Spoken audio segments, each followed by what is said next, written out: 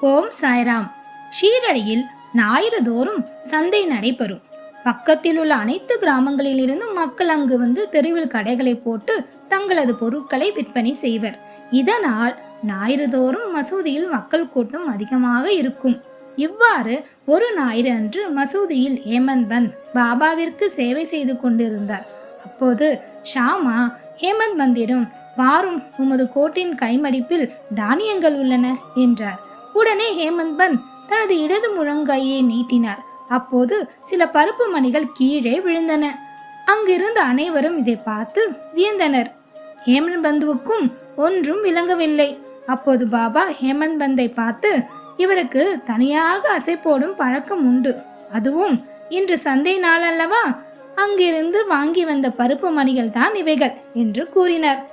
ஆனால் ஹேமந்த் பந்தோ, நானோ எனக்கு அருகில் இருக்கும் அனைவருக்கும் கொடுத்து சாப்பிடும் பழக்கம் உள்ளவன். அது மட்டுமின்றி ஷீரடியில் சந்தை நடக்கும் இடம் எது என்றே எனக்கு தெரியாது. பின்பு எப்படி நான் சென்றிருக்க முடியும் என்று கேட்டார். ஆனால் பாபா பின்வருமாறு கூறினார். உனக்கு கொடுத்து உண்ணும் பழக்கம் இருப்பது எனக்கு தெரியும்.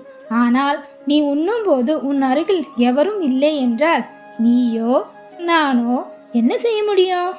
எனவே முதலில் நாம் பாபாவை நினைக்க வேண்டும். அதுவே நாம் அவருக்கு நிவேதனம் செய்யும் முறையாகும். ஒரு பொருளை அனுபவிக்கும் முன் பாபா அருகிலோ அல்லது அங்கிருப்பதாகவோ நினைத்து கொண்டால் அப்பொருள் அவர் அனுபவிக்கத்தக்கதா அல்லவா என்று கேள்வி உடனே எழும். பின் அனுபவிக்கத்தகாதவை எல்லாம் நம்மால் ஒதுக்கப்பட்டு நமது தீய பண்புகள் அல்லது செயல்கள் நம்மை விட்டு மறைகின்றன. நமது பண்பும் வளர்கிறது. இதனால் குருவிடம் உள்ள அன்பு வளர்கிறது. இந்த நிகழ்வு ஸ்ரீ சாயி சச்சரிதத்தில் 24வது அத்தியாயத்தில் உள்ளது.